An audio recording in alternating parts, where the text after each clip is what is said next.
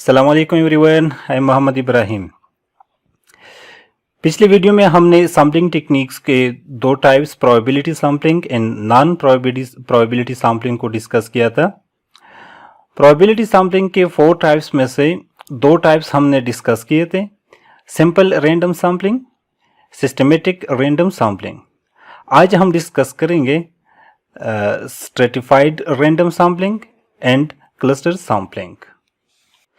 Stratified random sampling is a type of probability sampling। ये तब हम करते हैं जब हमारे साथ हमारी पॉपुलेशन जो है, पॉपुलेशन ऑफ स्टडी, वो हेट्रोजीनियस हो। हेट्रोजीनियस मीन्स उसकी कैरेक्टरिस्टिक जो है वो डिफरेंट हो, आपस में ज़्यादा मिलते जुलते ना हो। तो उसमें फिर हम क्या करते हैं, उसमें फिर हम स्ट्रेटास बनाते हैं, छोटे छोटे ग्रुप्स बनाते हैं, होमोजीनियस ग्रुप्स, उसको हम स्ट्रेटास कहते हैं। क्या होता है कि वो स्ट्रेटा, वो छोटे ग्रुप्स जो होते हैं वो आपस में होमोजीनियस होते हैं, उनके आपस में कैरेक्टरिस्टिक मिलते जुलते हैं। लेकिन दो स्टेटस जो होते हैं उनके कैरेक्टरिस्टिक एक दूसरे से थोड़े बहुत डिफरेंट होते हैं। तो इंटर स्टेटर जो है वो हेट्रोजीनियस होते हैं और इंट्रा स्टेटर जो है वो होमोजीनियस होते हैं। उस स्टेटर के अंदर जो उसके इंडिविजुअल्स होते हैं वो उनके कैरेक्टरिस्टिक आपस में मिलते जुलते हैं, लेकिन दूसरे स्टेटर के इंडिविजुअल से इसके कैरेक्टरिस्टिक डिफरेंट होते हैं। स्टेटस के एग्जांपल ले लेते हैं। फॉर एग्जांपल हम टीचिंग ले लेते हैं। हम स्टडी करना चाहते हैं टीचर्स पे। अब टीचर्स में मुख्तलिफ कैडर्स होते हैं, तो कोई लेक्चरर है, कोई असिस्टेंट प्रोफेसर है, कोई एसोसिएट प्रोफेसर है, कोई फुल प्रोफेसर है। तो इन सब के आपस में characteristic with in the strata, with in the group, उनकी कैरेक्टरिस्टिक मिलते हैं। लेक्चरर के आपस में कैरेक्टरिस्टिक मिलते हैं, उनका पे स्केल एक होता है, सैलरी एक होती है, उनकी क्लासेस डिफरेंट होती हैं। फिर असिस्टेंट प्रोफेसर जो होती है उनके आपस में कैरेक्टरिस्टिक मिलते हैं। तो इन सब के हम छोटे छोटे ग्रुप बनाते हैं। सारे हमारा पॉपुलेशन जो है वो टीचर्स है, लेकिन टीचर्स के अंदर फिर हम छोटे ग्रुप्स बनाते हैं, उनको फिर हम स्ट्रेटा कहते हैं। Strata of lecturers, strata of assistant professor, strata of associate professor, strata of professor. या फॉर एग्जांपल हम इंडस्ट्रीज ले लेते हैं। एक हमारा मेन जो पॉपुलेशन है दैट इज इंडस्ट्रीज, लेकिन इंडस्ट्री डिफरेंट टाइप्स है, वो हेट्रोजीनियस है। तो फिर हम छोटे स्टेटस बनाते हैं। For example oil industry, fibre industry, steel industry etcetera. इस तरह मुख्तलिफ किस्म के हम छोटे छोटे ग्रुप्स बनाते हैं, फिर उनसे हम डेटा कलेक्ट करते हैं। अब ये ग्रुप्स तो हमने बना लिए, लेकिन हम इनसे कितने इंडिविजुअल्स लेंगे, कितने लेक्चरर्स होंगे, कितने असिस्टेंट प्रोफेसर्स होंगे, कितने एसोसिएट प्रोफेसर्स होंगे, कितने प्रोफेसर होंगे, हमारे साथ सैंपल साइज होगा। उस सैंपल साइज को पूरा करने के लिए हम हर एक स्टेटस से कितने इंडिविजुअल्स लेंगे। उसके हमारे साथ 5 मेथड्स है। First, equal allocation method. Second, disproportionate stratified sampling. Third, proportionate stratified sampling. Fourth, optimum allocation stratified sampling. 5, Neyman allocation method. एक एक करके हम थोड़ा सा डिस्कस करते हैं। इक्वल एलोकेशन मेथड में नाम से जाहिर है कि हमारे साथ जितने भी स्टेटस होते हैं, हमसे इक्वल नंबर ऑफ इंडिविजुअल्स जो है वो हम सेलेक्ट करते हैं। फॉर एग्जांपल हमारा सैंपल साइज जो है वो 10 है और हमारे साथ स्टेटस जो है वो 5 है। तो हम हर एक स्टेटस से 2-2 इंडिविजुअल सेलेक्ट करते हैं, तो हमारा सैंपल साइज जो है वो भी पूरा हो जाता है और इक्वली सारे रिप्रेजेंट करते हैं। डिसप्रोपोर्शनेट सैंपलिंग उसका मतलब ये है कि स्टेटस से हम इक्वल नंबर ऑफ इंडिविजुअल्स वो सिलेक्ट नहीं करते, बल्कि पर्सनल जजमेंट और कन्वीनियंस के बेस पे जो हमको आसान हो, जो हमको अच्छा लगता है।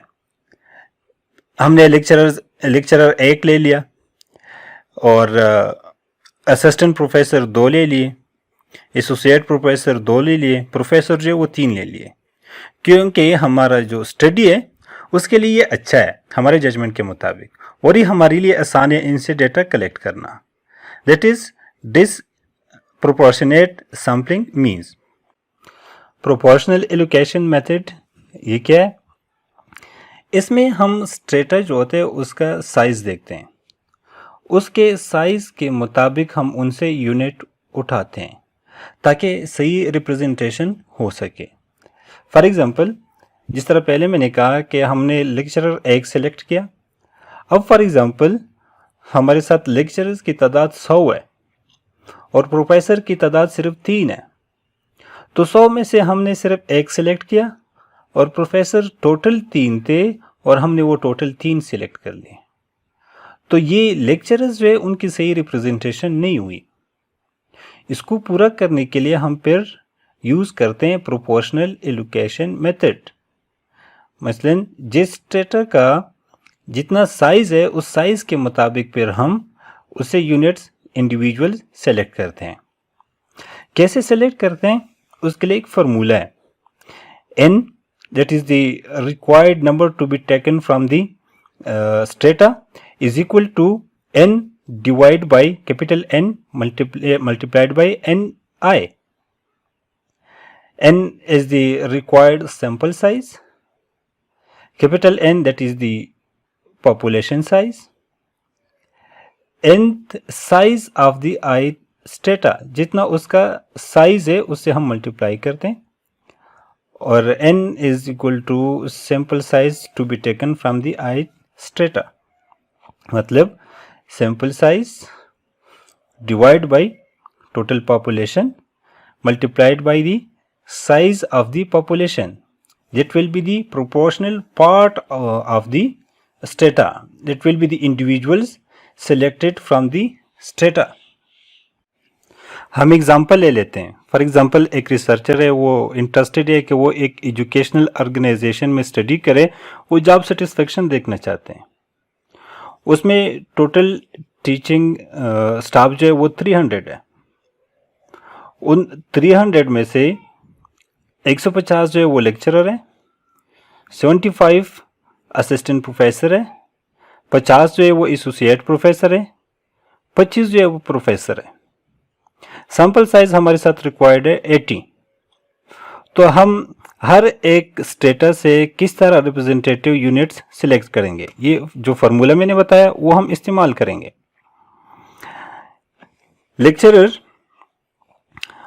उनका साइज 150 है, टोटल हमारे साथ 300 है, तो हमारा रिक्वायर्ड सैंपल साइज है वो 80 है।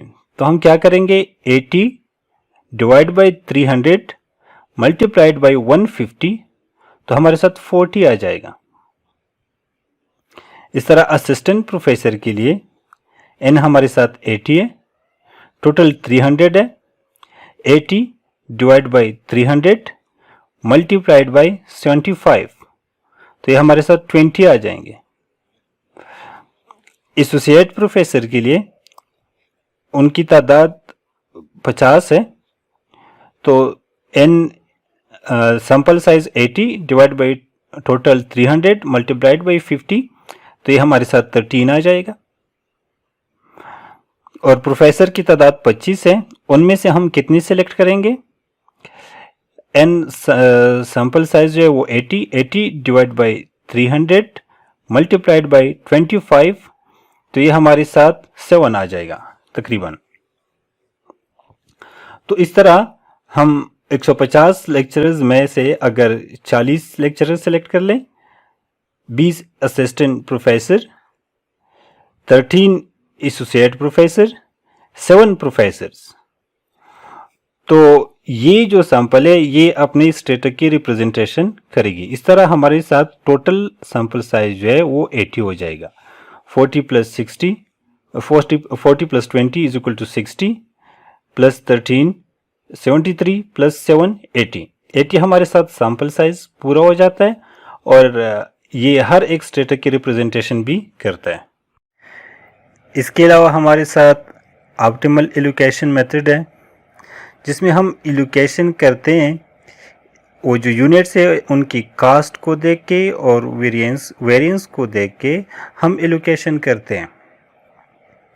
5वें नंबर पे है हमारे साथ नीमैन एलोकेशन मेथड। कुछ लोग कहते हैं कि इट इज़ ए सब part of optimum allocation method. इसमें भी हम वेरिएंस और कास्ट को देखते हैं इंडिविजुअल को सिलेक्ट करते हुए, लेकिन इसमें कास्ट सारे यूनिट्स का सेम होता है। अभी आते हैं toward the fourth type of the probability sampling, that is cluster sampling. Cluster sampling जिस तरह नाम से ज़ाहिर है कि हम टोटल पॉपुलेशन उसके हम क्लस्टर बनाते हैं, स्मॉल ग्रुप्स बनाते हैं, लेकिन ये तब बनाते हैं जब हमारे साथ हमारी पॉपुलेशन जो है वो जियोग्राफिकल एरिया में वाइडली डिस्पर्स्ड है। हमारे लिए इकट्ठे डेटा कलेक्ट करना वो मुश्किल होता है, तो हम उसके क्लस्टर बनाते हैं। क्लस्टर बनाने के लिए कुछ पॉइंट्स ध्यान में रखें कि जब आप क्लस्टर बनाते हैं तो सबसे पहले क्लियरली डिफाइन योर पॉपुलेशन, फिर उसके बाद क्लस्टर बनाते हैं। क्लस्टर के कुछ कैरेक्टरिस्टिक होते हैं।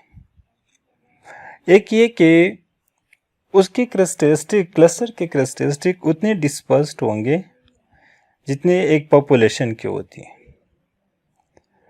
मतलब आप बहुत ज़्यादा कन्फाइन नहीं करते हैं कि कुछ कैरेक्टरिस्टिक को आप स्किप कर लें, स्किप नहीं कर सकते हैं। वो जितनी कैरेक्टरिस्टिक आपकी पॉपुलेशन की होगी उतनी कैरेक्टरिस्टिक आपके क्लस्टर में होने चाहिए।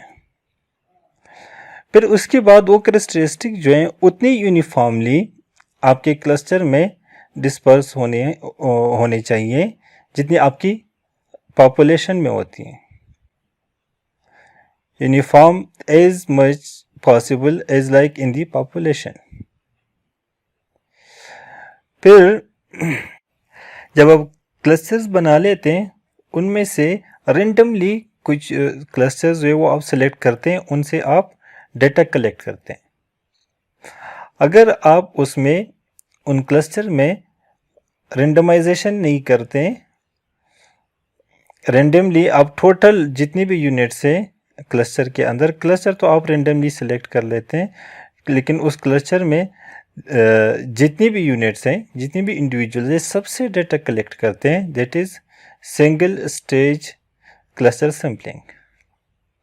अगर उन क्लस्टर के अंदर आप फिर रेंडमाइजेशन करते हैं, रेंडमली सिलेक्ट करते हैं यूनिट्स को, that will be double stage cluster sampling. और अगर आप उन क्लस्टर में से छोटे छोटे और ग्रुप्स बना लेते हैं, फिर उनमें रेंडमाइजेशन करते हैं, that will be multi stage cluster sampling. हम अक्सर सुनते हैं कि हमारा जो सैम्पलिंग टेक्निक है that is double stage sampling technique. तो उसका मतलब है कि एक मरतबा हमने क्लस्टर बना लिए, रेंडमली यूनिट सिलेक्ट कर दिए, फिर उन रेंडमली सिलेक्टेड यूनिट्स में हमने फिर रेंडमाइजेशन करनी है। It will be double stage random sampling. और अगर क्लस्टर के अंदर सब ग्रुप्स बना लिए, उनमें से फिर रेंडमाइजेशन कर ली, सिलेक्शन कर ली, तो that will be multi stage cluster sampling. So this was all about probability sampling. 4 types of probability sampling, एक एक को हमने डिस्कस कर लिया। 2 को हमने पिछली वीडियो में डिस्कस किया था और 2 को इस वीडियो में डिस्कस किया। आई होप आपको समझ आ गया होगा। नहीं तो आप कमेंट्स में पूछ सकते हैं, सजेशन दे सकते हैं। हमारे चैनल का नाम है health and research with Ibrahim, video को लाइक करें, चैनल को सब्सक्राइब करें। अल्लाह हाफिज़।